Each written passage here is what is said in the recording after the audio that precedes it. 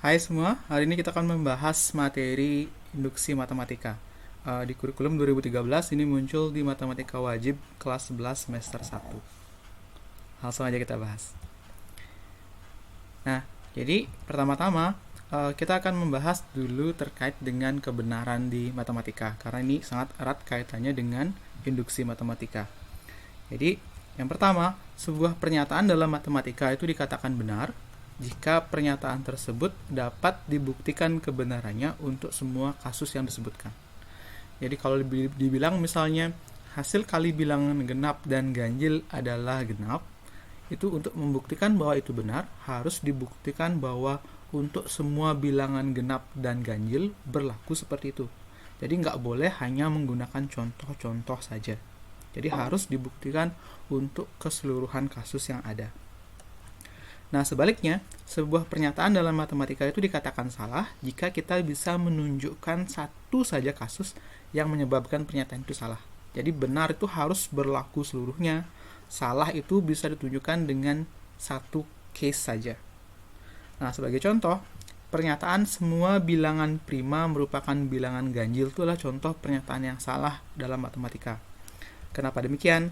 Karena ada satu kasus yang menyebabkan pernyataan ini salah, yaitu bilangan 2.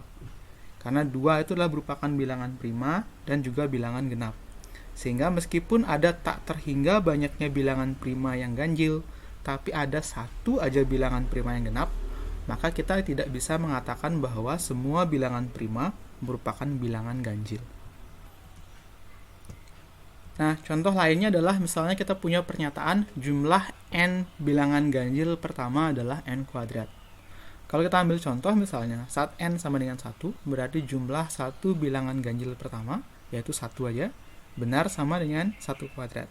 Kalau kita ambil 2, n-nya sama dengan 2, berarti 2 bilangan ganjil pertama, jumlahnya 4, itu benar sama dengan 2 kuadrat. Kalau kita ambil n sama dengan 3, jumlahnya 9, hasilnya benar sama dengan 3 kuadrat, dan seterusnya. 4 juga benar sama dengan 4 kuadrat, 5 juga benar sama dengan 5 kuadrat. Dan jika kalian ambil bilangan lain sebanyak apapun nilai n-nya, kita bisa menunjukkan bahwa pernyataan ini benar.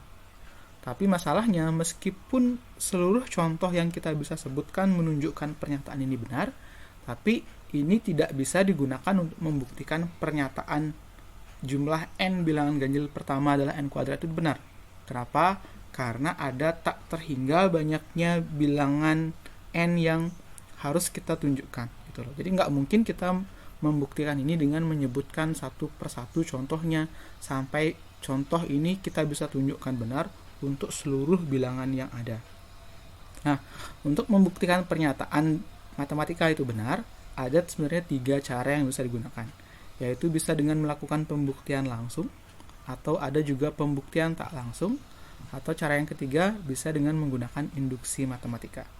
Jadi pembuktian dalam matematika itu tidak dilakukan dengan mengambil contoh-contoh, tapi dengan melakukan pembuktian satu dari 3 pembuktian yang ada di sini.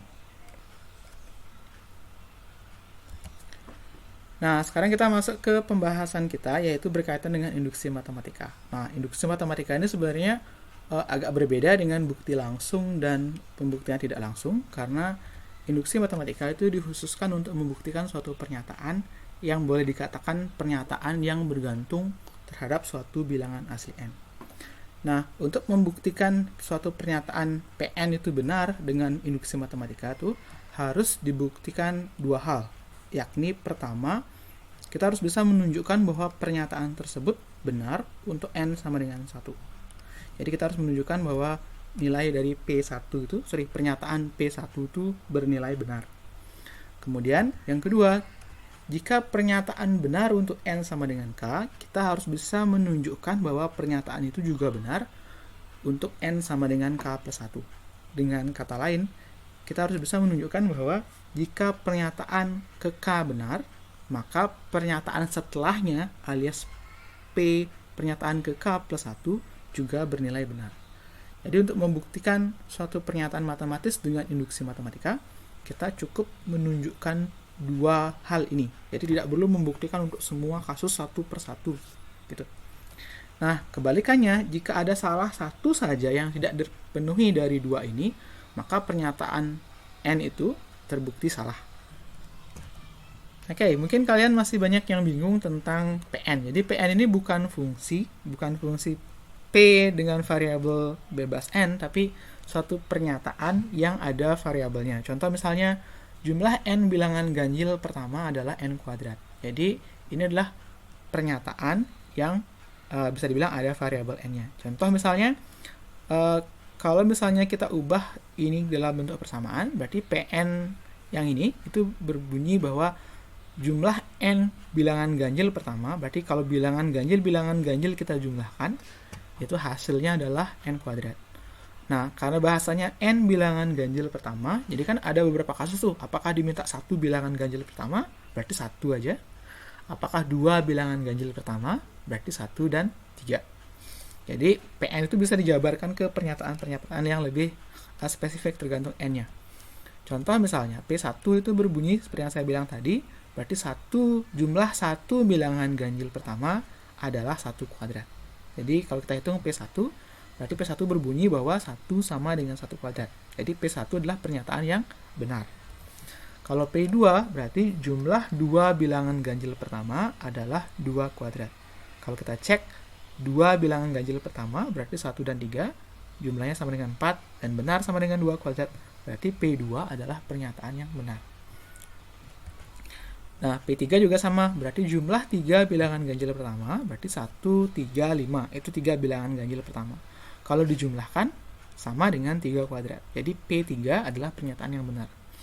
Nah, dalam induksi matematika, kita ingin membuktikan bahwa untuk N diganti dengan berapapun, pernyataan ini benar. Jadi, untuk N diganti dengan 1 juta, jumlah 1 juta bilangan ganjil pertama adalah 1 juta kuadrat, itulah pernyataan benar. Dan untuk N berapapun, itu juga harus tetap benar. Makanya kita nggak mungkin menunjukkan satu per satu, karena ada tak terhingga banyaknya bilangan yang memenuhi. Nah, untuk itulah digunakan induksi matematika. Nah, satu hal lagi, kalau misalnya PK, seperti kalimat kedua dalam pembuktian induksi matematika, berarti pernyataan jumlah K bilangan ganjil pertama adalah K kuadrat. Jadi kalau dijumlahkan adalah 1 tambah 2, 3 tambah 5 tambah 7 tambah dan seterusnya. Bilangan ganjil ke K itu bentuknya 2K kurang 1, yaitu sama dengan K kuadrat. Jadi karena kita nggak tahu K itu berapa, ya bentuk umumnya adalah seperti ini. Kemudian selanjutnya kalau PK plus 1, berarti setelahnya PK, berarti bentuk barisannya sama kayak gini, tinggal tambah lagi suku selanjutnya. Jadi bentuknya adalah 1 tambah 3 tambah 5 tambah 7 tambah dan seterusnya sampai dengan 2K kurang 1. Ini yang tadi, yang sampai PK saja, tambah dengan selanjutnya, berarti 2 dalam kurung K plus 1 kurang 1. Dimana dapat bentuk ini? Bentuk ini tentu didapat dari bentuknya yang ini. Inilah rumus suku bilangan ganjil yang disebutkan. Jadi bentuknya adalah 2N kurang 1. Berarti kalau berhentinya di K plus 1, kita tinggal ganti N-nya dengan K plus 1. Demikian juga bentuk terakhirnya sama dengan N kuadrat, maka ini harus sama dengan K plus 1 kuadrat. Nah, dalam kalimat kedua induksi itu berbunyi, kalau kita bisa mengatakan bahwa pernyataan ke K ini benar, kita harus bisa menurunkannya sehingga diperoleh pernyataan ke K plus 1 juga benar. Ini menjadi langkah yang agak sulit boleh dikatakan dalam induksi matematika. Sehingga kalian sangat perlu memahami bedanya PK dan PK plus 1 ini. Nah, kalau misalnya diperpanjang lagi PK plus 2, biar tahu misalnya, jadi sama bentuknya seperti PK plus 1, tinggal tambah suku selanjutnya, berarti N-nya diganti dengan K plus 2, dapat seperti ini. Maka bentuk terakhirnya harus sama dengan K plus 2 dikuadratkan. Nah, mungkin kalian masih bertanya-tanya kenapa kita cukup membuktikan kebenaran pernyataan dengan cuma membuktikan 2 kalimat induksi tadi. Nah, sebagai contoh, kita ambil ilustrasi yang tadi, jumlah N bilangan ganjil pertama itu sama dengan N kuadrat. Nah, sebenarnya untuk membuktikan pernyataan ini, kita harus membuktikan untuk seluruh kasus pernyataan ini bernilai benar. Yakni kita harus membuktikan kasusnya untuk N sama dengan 1, untuk N sama dengan 2, N sama dengan 3, dan seterusnya.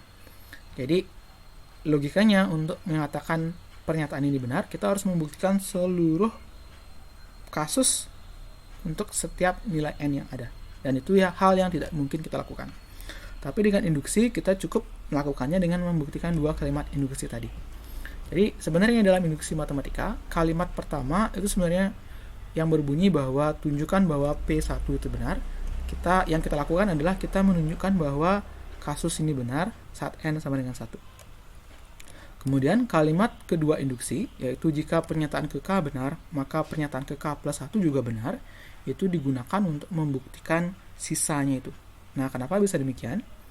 Jika dapat kita buktikan benar dengan induksi matematika, artinya kita menunjukkan kedua pernyataan ini benar.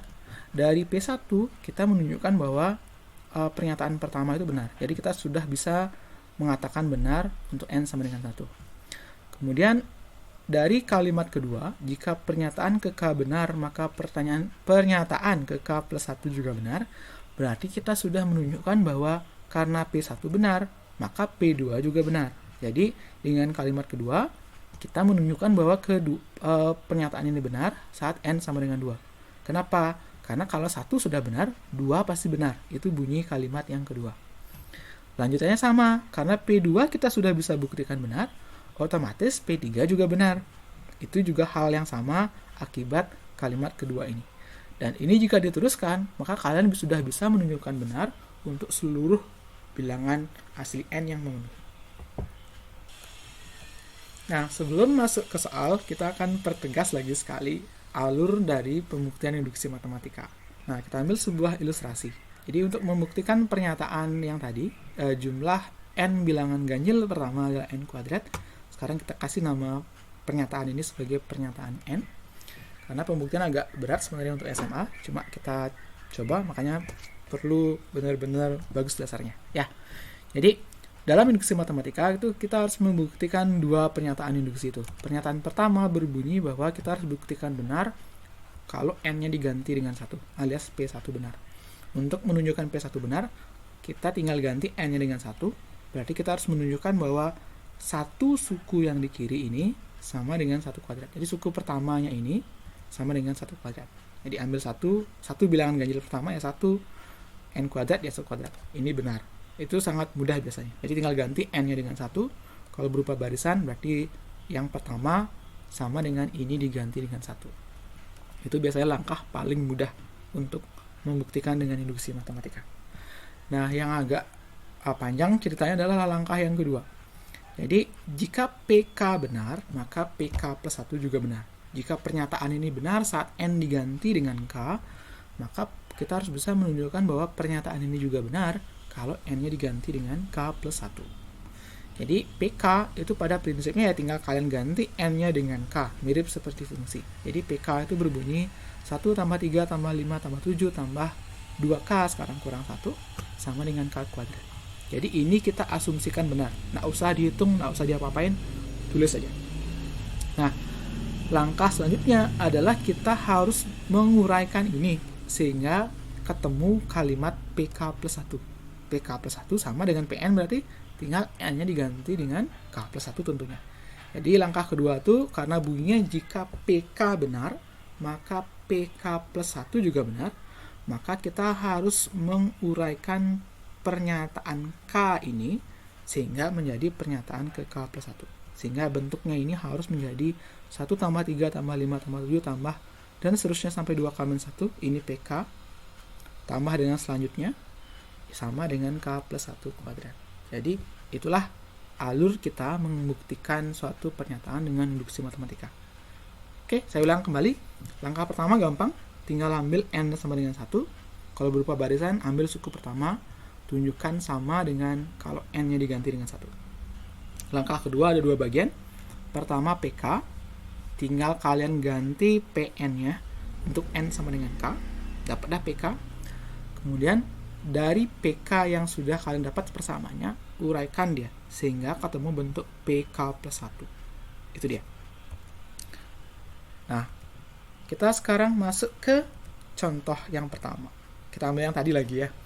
Contoh pertama, pernyataan ke N buktinya adalah, buktikan pernyataan ke N benar, yaitu 1 tambah 3 tambah 5 tambah 7 tambah dan seterusnya sampai dengan 2N min 1 sama dengan N kuadrat. Nah, bukti. Dengan menggunakan induksi matematika, langkah pertama induksi P1 benar. Jadi kalau n diganti dengan 1, ambil satu suku pertama barisan 1, n-nya diganti dengan 1, ketemu 1 kuadrat, 1 sama dengan 1 kuadrat, benar apa enggak? Benar, makanya P1 benar. Langkah pertama selesai. Kemudian langkah kedua, jika PK benar. Jadi jika PK benar, berarti n-nya kita ganti dengan K, kita punya persamaan seperti ini. 1 tambah 3 tambah 5 tambah 7 tambah dan seterusnya, sampai dengan 2K kurang 1 sama dengan K kuadrat. Dari sini kita bergerak untuk menunjukkan bahwa PK plus 1 juga benar. Untuk memperoleh PK plus 1 gimana caranya? Ini kan barisan sampai dengan suku ke K. Kalau kita mencari PK plus 1, berarti kita harus punya barisan sampai suku ke K plus 1. Berarti kedua ruas kita tambahkan dengan suku ke K plus 1. Suku ke K plus 1 ya tinggal n-nya diganti dengan K plus 1. Dapat seperti ini. Karena ruas kiri ditambah dengan bentuk 2K plus 1 kurang 1, maka ruas kanannya adalah K kuadrat juga tambah dengan 2K plus 1 kurang 1. Nah, yang harus kita lakukan sekarang adalah kita bisa sederhanakan ruas kanannya. Oke, jadi barisan ini harus sama dengan K kuadrat, 2 ketemu K jadi 2K plus 2 kurang 1, sehingga menjadi K kuadrat plus 2K plus 1. Nah, kalau kita faktorkan ini, kita peroleh jadi K plus 1 kuadrat. Oke. Nah, dari kalimat terakhir kita bisa tunjukkan bahwa ternyata 1 tambah 3 tambah 5 tambah 7 dan seterusnya ini merupakan barisan K plus 1 bilangan ganjil pertama, itu ternyata sama dengan K plus 1 kuadrat. Dan inilah yang namanya PK plus 1, yaitu pernyataan N yang N-nya kita ganti dengan K plus 1. Sehingga dari PK benar yang tadi kita bisa tunjukkan bahwa PK plus 1 benar, maka terbuktilah bahwa PN ini benar dengan menggunakan induksi matematika. Oke, kita lanjut ke contoh yang kedua. Dengan menggunakan induksi matematika, buktikan bahwa 1 tambah 8 tambah 15 tambah dan seterusnya sampai dengan 7n kurang 6 itu sama dengan n per 2 kali dengan 7n kurang 5. Ini merupakan jumlah n suku pertama barisan aritmatika. Kita bisa buktikan langsung dengan rumus jumlah n suku pertama sebenarnya. Cuma untuk kali ini kita akan menggunakan induksi matematika untuk membuktikannya. Jadi untuk membuktikannya, ingat ada dua langkah induksi. Langkah pertama adalah kita harus menunjukkan bahwa P1 benar. Artinya satu suku pertama dari barisannya ini sama dengan ruas kanannya kalau diganti dengan 1. Jadi kalau kita ambil suku pertama 1, kalau kita ganti n-nya dengan 1, kita peroleh setengah dalam kurung 7 kurang 5. Kalau dihitung ruas kanannya sama dengan 1, dengan demikian kita sudah bisa menunjukkan bahwa P1 itu bernilai benar. Jadi gampang langkah pertamanya. Nah, tantangannya sekarang di langkah kedua. Langkah kedua berbunyi jika PK benar, jadi jika pernyataan ini benar saat N sama dengan K, jadi kita bisa langsung ganti N-nya dengan K karena sudah dianggap benar. Kita peroleh PK 1 tambah 8 tambah 15 tambah 22 tambah dan seterusnya sampai dengan 7K kurang 6 sama dengan K per 2 dalam kurung 7K kurang 5. Nah, dari sini kita ingin menunjukkan bahwa PK plus 1 juga benar. Jadi dari PK yang benar kita asumsikan, kita harus bisa menunjukkan bahwa pernyataan itu benar saat N-nya sama dengan K plus 1. Nah, untuk menunjukkan bahwa pernyataan benar saat N sama dengan K plus 1, berarti kita perlu K plus 1 suku dari barisan ini. Di sini kita baru punya sebanyak K suku, karena berhentinya saat N sama dengan K. Untuk mendapatkan K plus 1 suku, berarti tambahkan dengan suku ke K plus 1. Berarti barisan ini harus ditambah dengan 7 dalam kurung K plus 1 kurang 6. Itu adalah suku ke K plus 1 dari rumus suku ke N di sini. Karena ruas kiri ditambah dengan ini, maka ruas kanan juga harus kita tambah dengan bentuk yang sama. Jadi kita sudah dapat ruas kirinya adalah jumlah K plus 1 suku pertama dari PN. Sekarang tinggal kita tunjukkan bahwa bentuk ruas kanannya itu sama dengan bentuk ini, tapi saat N-nya diganti dengan K plus 1. Dengan kata lain, kita harus bisa mengubah ruas kanan ini menjadi K plus 1 per 2, seperti ini. 7 dalam kurung K plus 1 kurang 5, seperti ini. Ya, jadi kita harus bisa menunjukkan bahwa setelah kita ubah ini menjadi K plus 1 suku pertama yang dijumlahkan, rumusnya tetap yang ini, tapi saat N-nya diganti dengan K plus 1. Nah, untuk mengubahnya, ya sederhananya tinggal kita sederhanakan ruas kanannya. kalikan bentuk yang pertama, sederhanakan bentuk yang kedua, sehingga kita peroleh K per 2 kali 7K ketemu 7 per 2K kuadrat. Ini ketemu negatif 5, jadi negatif 5 per 2K. Kemudian 7K tambah 7 kurang 6, jadi plus 1. Kemudian kita bisa jumlahkan yang ada K-nya, dapat seperti ini. Negatif 5 per 2 tambah 7, ketemu 9 per 2. Nah sekarang, karena ada pemfaktoran di sini, ada perkalian dua suku, maka ini juga bisa difaktorkan. Ingat bentuk persamaan kuadrat. Per 2-nya biar nggak bingung kita bisa keluarkan, jadi setengah dalam kurung 7K kuadrat tambah 9K plus 2. Kemudian kita bisa faktorkan persamaan kuadrat yang dihasilkan, jadinya setengah K plus 1 7K plus 2. Nanti ingat lagi materi pemfaktoran. Kemudian karena bentuknya K plus 1 per 2, jadi bisa dioper ke atas ini jadi K plus 1 per 2. Kemudian karena kita punya bentuk kurang 5 di sini, sementara yang kita punya adalah plus 2. Plus 2 itu kan bisa dipecah jadi 7 kurang 5.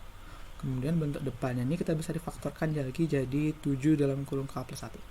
Sehingga ketemulah bentuk yang kita inginkan. Jadi bentuk yang sama dengan ruas kanan yang ingin kita buktikan, tapi saat N-nya sama dengan K plus 1.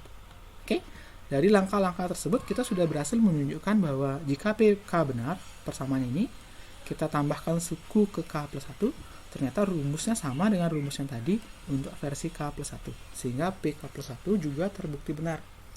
Dengan demikian, kita sudah bisa membuktikan per N ini benar dengan menggunakan induksi matematika. Nah, masalah yang paling sering muncul adalah membuktikan PK plus 1 benar. Nah, kita ambil contoh yang tadi. Nah, PK plus 1 itu adalah jumlah K plus 1 suku pertama barisan. Kita peroleh hasilnya ternyata seperti ini.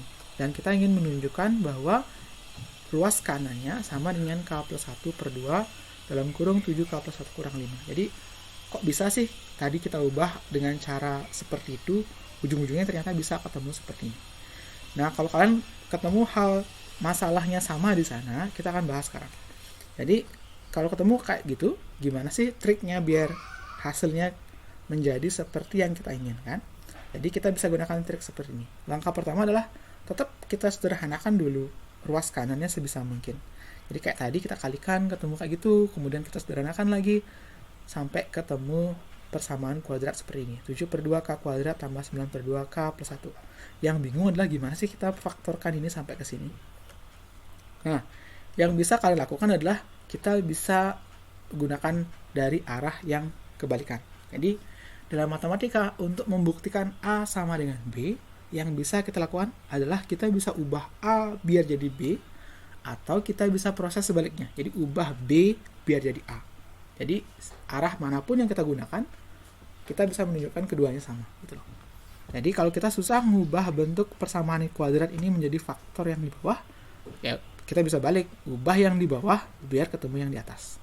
Jadi kalau yang di bawah kita kalikan misalnya yang dalam kurung ini, kita punya bentuk 7K tambah 7 kurang 5.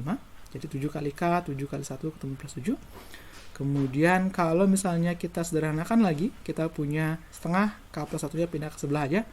Kemudian 7K plus 7 kurang 5 jadi 7K plus 2. Nah kalau ini kita kalikan, kita akan ketemu setengah dari 7K kuadrat tambah 9K plus 2. Dan kalau ini kita kalikan, kalian akan ketemu bentuk yang di atasnya itu sama. Oke? Jadi dengan bekerja ke bawah, kita sudah peroleh urutan yang benar untuk mengubah ruas kanannya menjadi bentuk yang kita inginkan. Bisa kan? Oke, contoh terakhir, contoh ketiga, kita akan ambil soal yang agak berbeda tanpa menggunakan barisan seperti tadi. Dengan menggunakan induksi matematika, buktikan bahwa 3 dipangkatkan dengan 2n kurang 1 habis dibagi 8. Nah, langkahnya sama. Jadi kita mulai dengan pernyataan pertama, tunjukkan bahwa pernyataan pertama benar. P-nya benar untuk n sama dengan 1. Berarti saat n kita ganti dengan 1, kita punya 3 pangkat 2 kali 1 kurang 1. 3 pangkat 2, 9 kurang 1, 8. Dan 8 habis dibagi 8 tentunya. Jadi P1 benar. Jadi langkah pertama selalu merupakan langkah yang paling benar.